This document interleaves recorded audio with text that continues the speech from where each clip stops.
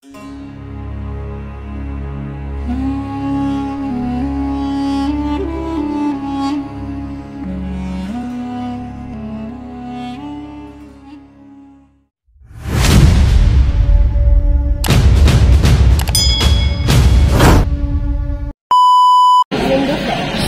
ito naman po, banda dito. So, makikita nyo guys, ito na po yung bakas ng kahapon. So, ito na nga mga Kapi friends. Nandito po tayo ngayon sa Immaculate Conception Church at napabilang ito sa mga naglalakihang historical church ng mga nagdaang mananakop nating Espanyol sa Pilipinas.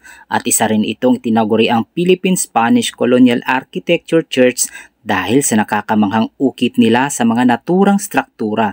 At dito pa rin matatagpuan yan sa Uslob, Eternidad, Cebu. So tara guys, tayo magpapatuloy banda rito at ito ay sinasabi nilang Cuartel de España.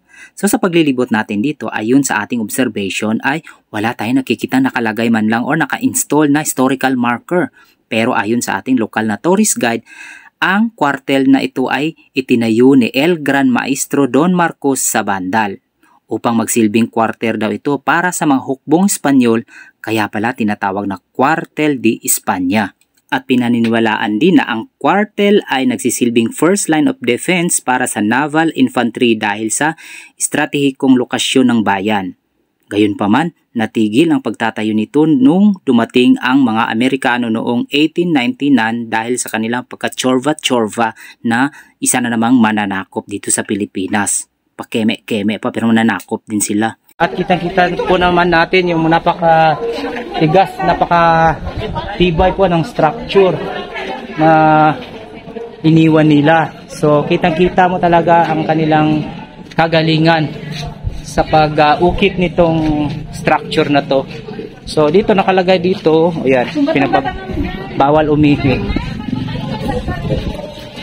At dito naman po ay napakaganda po ng structure na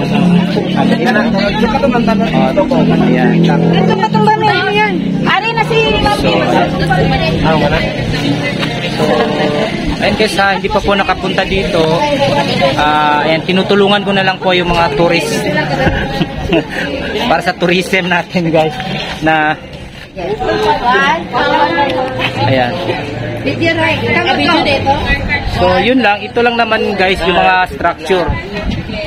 Ayan po si Sir Junil. Please support Kapipi Vlog. Please support Kapipi Vlog and Junil Vlog. Hello. Ayan guys, kilalanin nyo po yan guys dahil makakasama din natin yan sa ating vlog. Hi guys. Ayan, makakapanayan po natin ang isa sa tour guide natin, Sir Nice. So ano po bang masasabi dito sa napakagandang structure po ng iniwan ang mga bakas ng ating mga kanununuan?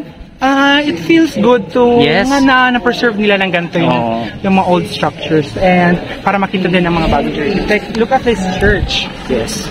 It was so intricately made, di ba? Isipin mo nakagawa sila ng ganyan with those na wala pa masyadong materials or equipments at that time. So, kailangan talagang puntahan siya because it's part of our history. Oo, history.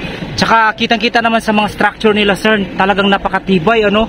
Parang talagang engineer. Imagine na daan siguro ito ng mas matanda pa sa ating mga bagyo, kuya. Sinabawan. Bakit sabaw? Sinabi mo pa.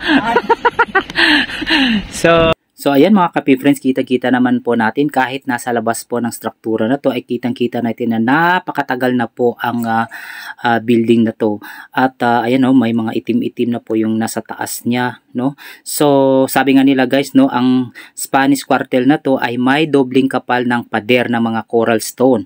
At ito ay pinabayaan na hindi na natapos nung sa loob ng more than century na po. So kaya sinasabi nila na ang batong ginamit na pagtatayo nito guys ay nagmula sa mga labi ng yung mga gumuhong yung mga lumang church na noon na gumuho. Yan po yung mga stone na ginamit dito. So ayun nga, yung church na yun guys ay yun yung Nuestra Señora de la Immaculada Conception. So yun yung church noon na talagang gumuho at yung mga bato na pwede pang pakinabangan at ginamit dito sa naturang struktura na to, itong kwartel na to. So, ayan guys. At least ngayon, nasasaksihan po natin, ilang natin nakita sa mga libro sa social media. So at least ngayon, eto na nga, nandito na po tayo sa... So ayan guys, alis na po tayo. Naway nasaksihan nyo po ang ating vlog ngayon. Hanggang dito na lang guys. Salamat sa panonood. Let's do it!